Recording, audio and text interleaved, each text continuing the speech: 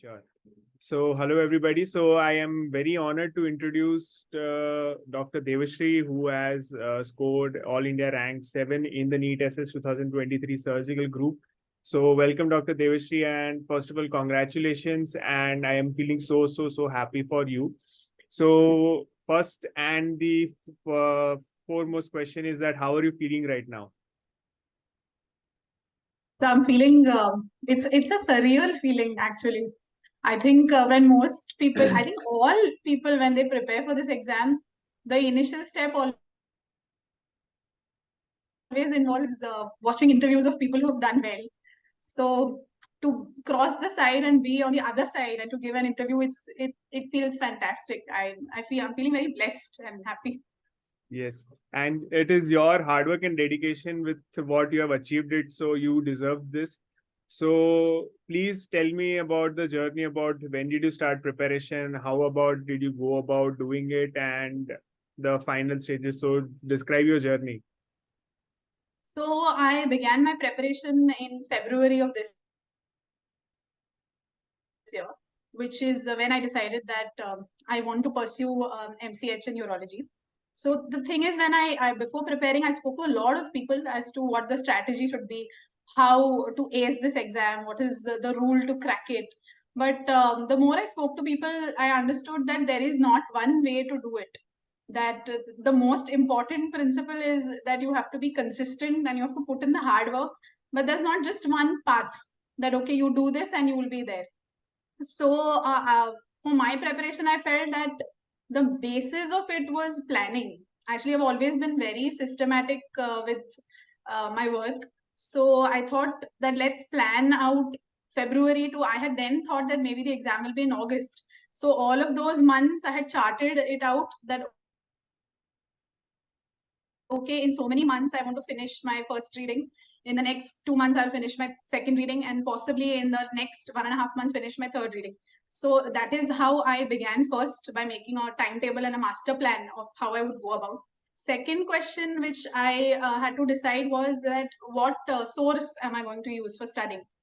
So as regards that, I understood that some people prepare notes, their own notes. Some prefer to watch video lectures and read class notes, while some others read textbooks. So once again, I knew that this is a very personal choice, and basically you should do what suits you best. So because I've always been a textbook reader, and that's what I've always enjoyed, and because my textbook reading speed is quite good, I felt that let's stick to that. So this is what I decided, that okay, this is my study base is going to be my textbook. And the second thing was that how am I going to make sure that I'm just not reading something out of the blue and is actually relevant to the exam, which is where I feel MCQ banks and test series, especially mock test series, make so much difference. So in that context, I would like to say that the way the MCQ bank is organized in LGS, the modules, the 11 modules which you can solve and finish off subsets that cover all of general surgery and its subspecialties, is excellent. Because for me, even I like to wanted to study in a systematic way, that okay, 10%, 10%. So for me, I would like to finish that topic and perhaps solve the MCQs then. And after 3 weeks or so, then solve the GT of that same module, so that it's still fresh somewhere in my mind. So once I was through with the MCQ bank, I knew, okay, now let's move on to the mock test series, which is like the main practice for the exam. And in that respect, I think the decathlon series really humbled me, because I did not do very well. And it's good. It was good, because that's when you realize that, okay, you don't get too ahead of yourself. There is so much more that you have read, but you don't remember. And that's when you realize that, okay, you have to revise once, twice, thrice. So that was the biggest lesson from the whole of decathlon series, that revision is so important, which is what pays off in the end. So this is one. And secondly, the lesson that I learned is that, initially I was very, I used to think that, okay, I'm going to study for 1 week, I'm going to study for 2 weeks, and my rank should go from 150 to 100, because I put in 2 more weeks. But that didn't happen. So that's when I realized that it requires a lot of patience, that this every single mark you have to fight to the nail for each mark. That it's not that, okay, I've put in 3 weeks of work, now my rank has to increase. It's not that way. Like, Rome is not built in a way. We used to joke about this, that, NEET rank is not built in weeks. It takes months. So that is also what I realized, that slowly as months passed, that is when my overall subject revision increased, and that is when, so in fact only in the latter 2 or 3 tests did my rank really become quite good. In the beginning it wasn't that great. So I think patience is also very, very important, that no matter where you are in this test series, you can only get better. So in that way also, I think mock test series and having that vision inside ki, okay, the last test series is 2-3 weeks before the exam, so I have so much time in hand, and this is how I want to go. So I think the systematic way in which both the MCQ bank and the test series are organized was very conducive to how I study in general as a person. So that was excellent in terms of my preparation. And last, which I would like to say is that we all know that the NEET UG syllabus was extremely vast, PG was a little less, and SS undoubtedly is lesser than compared to the 19 subjects. But what I understood is that the mental battle is far greater in NEET SS, because we are no longer children without any responsibility with just an exam to crack. We all have personal commitments, other issues, money to earn. So having that sort of stable mental calm to show up every day and to keep at it is what really takes your preparation to the next level. So in this context, one, I would like to say that I personally, I know it might sound a little silly, but I used to study, pray for 15 to 20 minutes a day, meditate a little bit, which I think helped me greatly. Of course, it might not be the way for everybody, but it could be maybe playing a sport or listening to music, but that sort of mental peace, that or calm, because there's so much stress, especially in the last 1.5 months of exams, because you know that everything depends on one day and you have to bring your best on that day. So that sort of mental training to stay calm helps greatly. And with respect to that, I must mention that the small snippets on YouTube that you used to post, the blogs on the group, or being constantly attentive to needs of students and answering them, is, I think, that's what makes this platform very holistic. Because when you find a mentor talking about things that you're facing, it could be lack of sleep, it could be misanswering stuff that making silly mistakes and not performing up to mark. But when somebody who has cracked it saying that, okay, this happens and this is going to happen, and here this is what you can do to get out of it. So that sort of really makes everything easier, because you know that, okay, I'm not alone. Everybody is going through this sort of mental struggle and self-doubt. So I think I would, more than anything, would like to especially thank you for that, because I know me and a couple of other people who really, really found those even 1 or 2 minute videos very helpful, because it's the overall preparation that counts, right? So yeah. The way you just spoke in a very systemic and organized manner, I can very well judge that you are indeed a very dedicated and a very organized person, because the way you even answered was a very organized way. So no doubt that your success you have achieved by your dedication. And I am very humbled by your appreciation for our platform. But what you said was very correct, that when I decided to start doing the blogs and everything, my point of view was that what I faced during my preparation, I'll give ideas to the student. How do you face it? Because that is how I did. So I didn't have support. So I try to help in that way. And I'm very glad that it helped you. And thank you so much for the kind words. So as you said that you started in February, so were you working during that time or you were just reading? So can you just tell us about that? No, so actually there's a long backstory on this. I passed out my MS in 2021. Okay. And that is when I was very sure, and I used to tell everybody, the world needs good general surgeons, and I'm going to be a good general surgeon. And I had these ideas of, UG students need training in general surgery and things like that. So 2021, 2022, actually, I didn't even give NEET at that time, because I was, this was my first attempt, because at that point I felt that, no, this is what I need to do. But over the course of my SRship, I realized that maybe a general surgeon is like a jack of all trades, but not a master of anything, because it's impossible to master and get to the nitty-gritties of small things, which is why the subspecialty is essentially developed. So that is when I finally made the decision that, okay, I am not, I can't think like a generalist. I think my personality is suited to be a specialist. So let's do that. So that is when I decided in February that no, I have to do MCH. And so luckily I had great family support, and I did not have any sort of responsibility to keep earning money beyond February. So for the last 6 months, I had the luxury of being home, which is also perhaps why I could finish 3 very comprehensive readings of both textbooks. But maybe people who know this in advance, that, okay, they want to do NEET, they are very clear, which is great, which is how it should be. Then starting ahead and beginning from maybe before a year of preparation is more than enough. And they may not have to sit at home for 5-6 months. The last 2-3 months should be enough, in my opinion. But I did it for say 5 to 6 months. Yes. So I think that's a very valid point and a very good take-home message for the students who will be watching it, that if you want to prepare, then you should be clear enough that do you want to work and study, or you just want to study. You cannot go and in a midway you stop and no, I cannot work and study. So I think that's a very good thing that you were clear enough that you cannot do both things and you decided to study, and that helped you. And that is something I think even with students should be very much clear beforehand.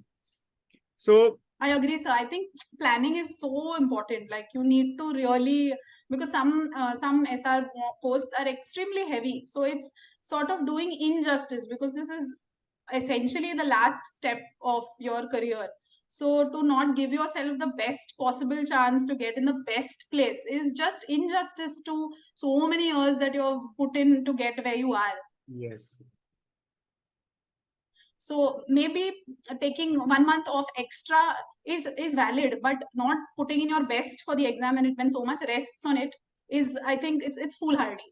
Yes, definitely. So if you want to work and study, you need to dedicate towards both the things equally. You cannot just like neglect your work, because we as a surgeons, we are not just writing of prescriptions. We are doing much more than that. So I think that's a very good thing what you mentioned. Now, going into some technicalities of the preparation, like if right now you want to guide the juniors who will be watching you, how will you guide them regarding the nitty-gritties of the NEET SS preparation, be it about reading, MCQs, or whatever you want to tell? How will you advise them if somebody asked you today? If you ask for take home points, I would say number 1 is make a schedule, make a timetable, and a detailed timetable, so that you know how much you're supposed to do. And it's okay if you fall short, but at least you know, okay, I'm 10 chapters behind, I'm so many hours behind. So one is making a timetable or a schedule extremely important.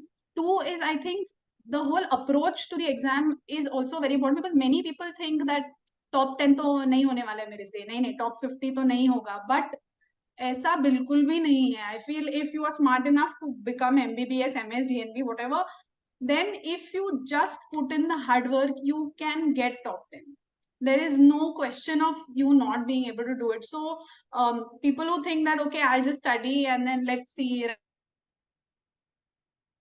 rank milega, ho jayega, I'll wing it in the end. It doesn't work like that. I feel people should be very focused, like horse blinds, and this is my aim and this is what I'm going to work towards. Maybe you may not get that exact rank, but if you work with focus, I know that all of the people who have done that have gotten ranks good enough to get the branch that they dreamt of and in the college that they dreamt of.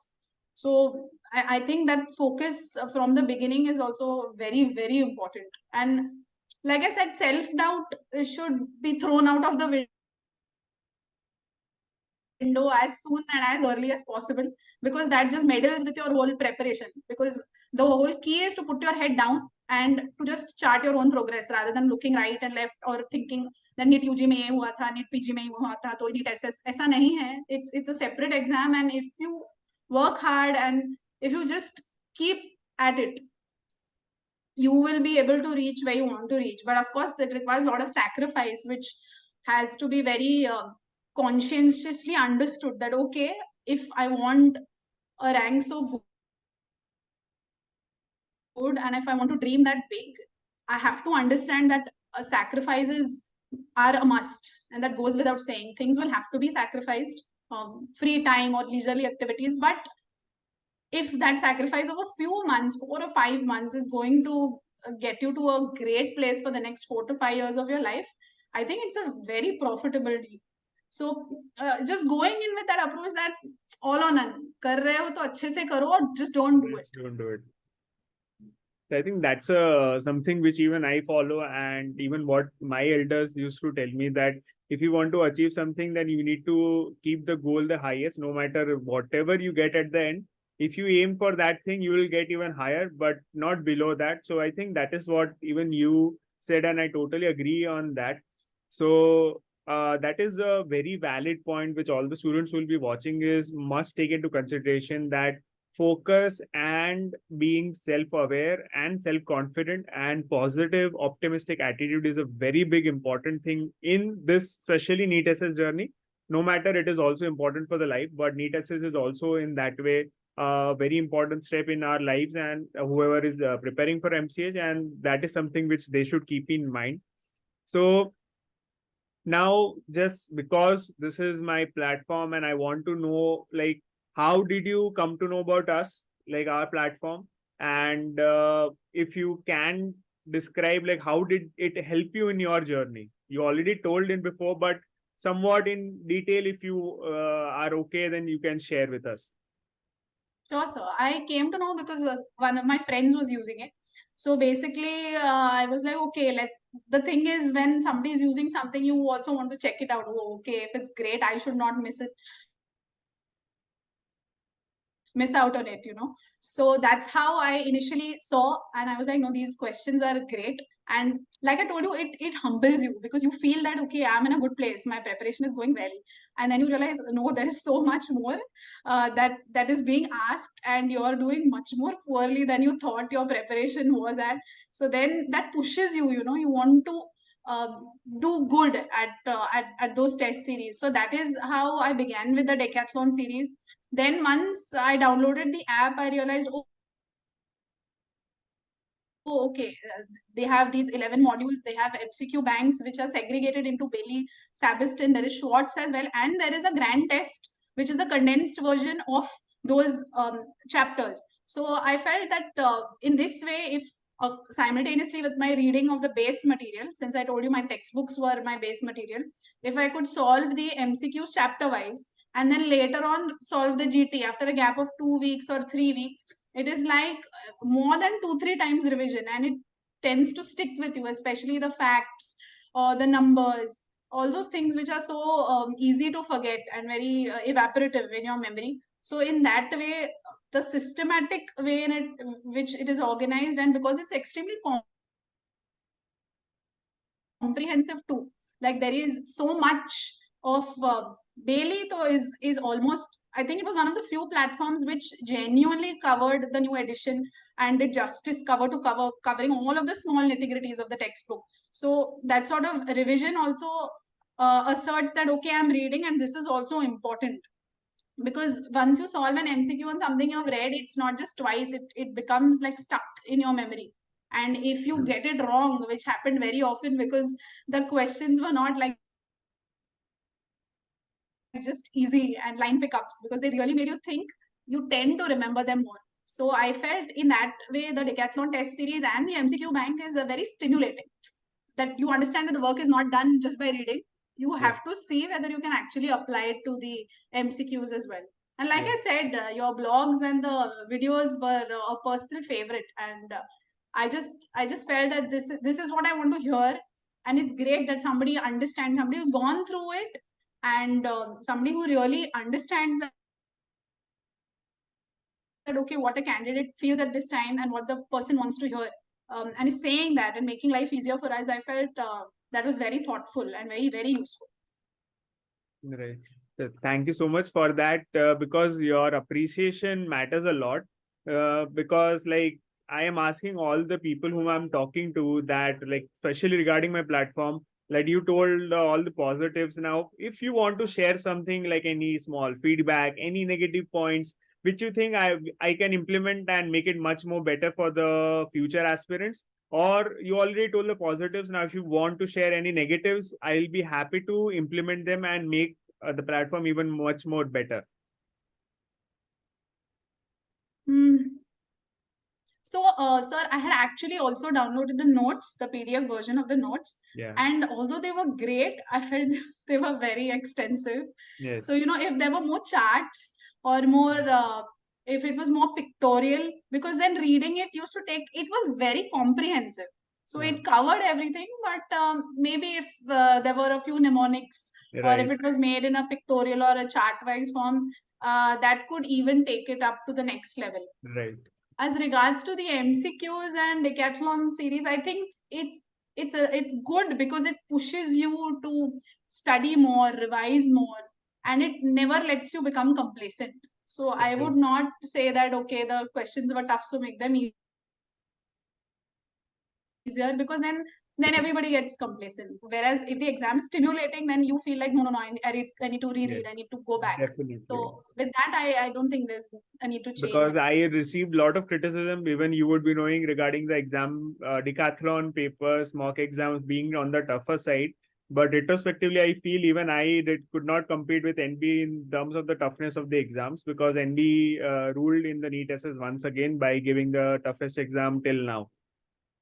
Sir, I think the exam was very what we were expecting, that okay, they'll ask tables, or they'll ask some next step of the algorithm. They didn't ask things like that. It was actually, a lot of it was concept based also, and very clinical based also. So that's why I think that you can't simply study from MCQs. An MCQ builds, and an MCQ will drive you that okay, this topic is important. So you can't say that I have solved previous year questions and I've solved this MCQ bank, so now I will be able to crack NEET SS. That's not what MCQ banks are meant for. And that's why I felt that with the decathlon series, you feel, okay, this topic, my grasp is not so good. So it is my responsibility to then go back and read that topic. I cannot expect that the same MCQ comes in the exam, because that would be silly. And that's exactly what happened in the exam, that the MCQs were just something out of the blue.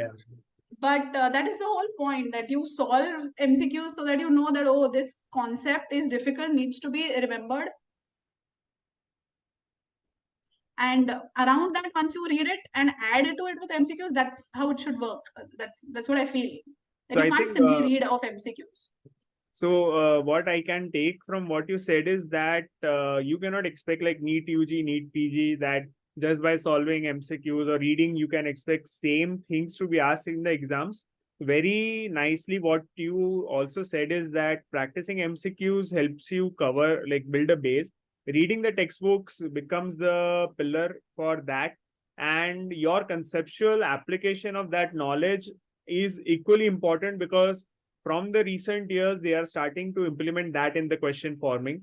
So I think that's a very huge thing which students should learn, that they should not think after hearing from you people, seniors, that the paper was like this or that we cannot rely on any book for the exam. But I think books are equally important. MCQ solving is second most important, and third is your application of that knowledge.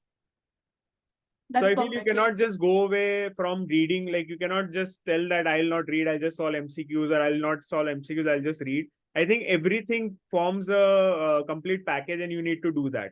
What is your take on this? Agreed. What you have said is spot on, but just that, like I said in the beginning, that for me, I thought I preferred to have the textbook as a base, but it can be anything. So many people have seen class lectures, have taken down their own notes, have Yes. used class notes. Some people have made their own notes from the textbook. So it can be anything. Your base material can be anything, but there has to be a base material. You Yes. can't just think that there is a shortcut of just Yes. solving MCQs and reading the explanation Yes. of MCQs and then expect that, oh, the exam will be out of this, because that may work sometimes. Like perhaps maybe last year the paper was like that, but there's no guarantee. Then you're not sure if there is an odd question paper like this year, then you're in a soup. So, like you said, the three pillars are: one, your base matter, which can be anything as per your preference, plus MCQs are a must, and MCQs with mock test series, of course, and third is self-evaluation, that you're progressing or not. Yes. So I think that's a very good thing which all the students should learn. And I'll add on a very small thing that from what you have said till now, they should learn a lot from you, especially. And this is my personal, what I noticed is that you had a goal set in mind from the first that, okay, I want to do this. Second, you thought about that, okay, how will I do it? You planned it out. Third, you decided, okay, I'll use this or use that, and you stuck to it. Fourth and most important thing what I felt was that in between also, when you went through the lows or did not score well, you did not take it in the negative, but you took it optimistically. Okay, no, I need to be strong on this. This is my weak thing. So I think that's a very important thing. What students should learn from you is that uh, confidence in the exam does not just come by reading. It is by all of these things combined, that you need to plan, you need to revise, you need to be optimistic about your results, your practice. So I think that's a very good thing, and they should definitely inspire from you. I definitely want to ask you something which you must have heard because you are wanting to do urology, that how did you think about becoming a urologist? So for me, I really liked the subject in theory, really liked reading it, read a little bit of Campbell here and there, and the whole prospect of having everything under your control. You can do endourology, you can do lab, you can do robotic, everything is yours, and that whole organ system is yours. I find that extremely appealing, that you can put all the modalities of tackling anything that affects the genitourinary tract is yours, and to like the diseases and the pathologies that affect it is a plus. And secondly, I think the surgeries are very, very gratifying, and there's very less morbidity. Patients get well fast, Yes. and the doctor is happy, the patient is happy. I feel it's a win-win for everybody. I will apologize, but I definitely want to again appreciate that even this, what you said, was a very thought out answer, in the terms that you are also very clear why you want to do that. And that is also one of the messages I want to give the aspirants who will be now sitting for the counseling, because I have been receiving that I may get this or may get that. How do I choose it? So I think your example is a very good one, that even in this thing, you should be clear that what you want to do. Like you wanted to do Euro and you are going to do it. And I think if you want to advise them on this question, that for your fellow colleagues who are in that rank range where they are confused regarding what to take, depending on the institute. Now, the institute is fine, that they need to think about it, which institute to take, which to not take. But if they are confused between a branch, uh, what would you tell them, or like how would you help them out in coming out of that dilemma? I think, sir, this choosing a subspecialty is a very, very tricky question, because there are some people who are so passionate, and some people just know since MBBS also that, okay, I will be a cardiovascular thoracic surgeon. So sometimes even I am one of those people who was like, "Ki, I like everything." So and when you are like that, you feel, is there something wrong with me, that मुझे ये भी चलेगा, मुझे वो भी चलेगा. But I think that's the first thing is accepting that this is very normal, and by and large, most people who have done general surgery will like most subspecialties because they like surgery in itself. After that, I think the next step is, if you don't recognize your calling or passion instantly, then the second step is to rule out that what is it that you obviously don't like. Because branches like neurosurgery, CVTS, they will evoke very strong responses that whether either you are very passionate or you Or just you're don't not. want to do anything about Definitely. it. So these can be easily ruled out. I think for general surgeons, again, they've seen more of onco and GI, so they're more attracted to that. So maybe there can be some sort of confusion between the two, which is valid. And in which case, then other logistics such as marks, which place you're getting, can decide, because they are also very close. But again, I think the very specifics of each branch are so separate that at least what I realized is that the more you talk to people, and Yes. the more you talk to seniors with an open mind, not Yes. with some Bias preformed mind. Yeah. bias that okay, no, this person. If you just go in with an open mind and talk to multiple people at multiple points in their journey, maybe a JR, a first year or third year, then person who's just passed out, person well established in practice, and somebody who's like a visiting consultant, you talk to the whole spectrum. Sometimes, not sometimes, always, they have a very, very good perspective on the life that that subspecialty will offer to you, on the personality type or the kind of person you should be, so that to really enjoy that branch, and also what sacrifices it calls for in terms of family life or other things. So I think very easily this question can't be answered, but it calls for introspection, one, and second, talking and being a little shameless, that whoever is ready to give you advice, just take it, because no advice is ever bad. So I would say be open and approach, because most people want to help. Nobody says no, especially in the surgical fraternity. So always seek out people. And I think the worst thing that you can do is taking a branch because that is the branch or rank permits. I think that is something that should not be done. It's better to repeat once, better to repeat than take something because ye mil raha hai, chalo le lo. Because then maybe you might end up regretting it or Yes. end up leaving it. So it's important to do justice, because we are already well qualified, we are already MS Yes. surgeons. This is icing on the cake. So this has to be a very thoughtful decision, and not something ki just for the sake of it kar diya. That is not how it should be. So I think very well said that you very nicely put up that you should talk to people ranging from the first years to the consultants, because all have different perspectives which you can take into consideration. And not taking any seat or taking any seat just because you're getting it, that's a very foolish decision. Even that is what I advise the students, and that is also what you said, and that is also what they should be doing, that don't just take the seat because you're a surgeon.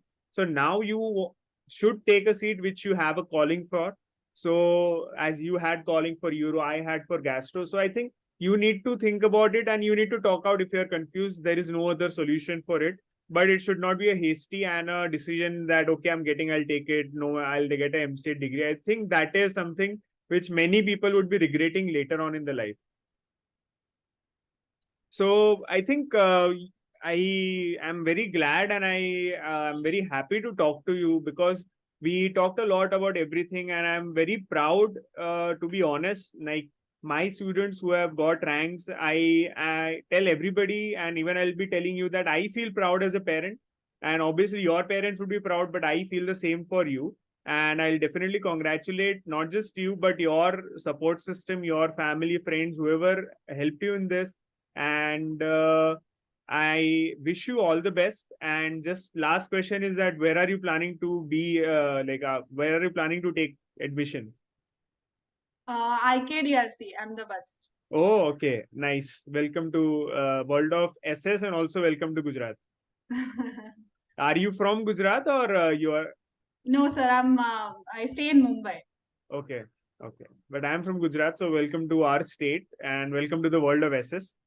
Thank you, sir. Again, I'll thank you a lot for giving us this time and this interview. And again, I'll congratulate you on the rank and wish you best of luck. Thank you so much, sir. It was my privilege. Same here. So thank you, and we'll end this here. Thank you so much, Devashree, for joining and for giving us your time. And best of luck. Thank you, sir. Thank you so much.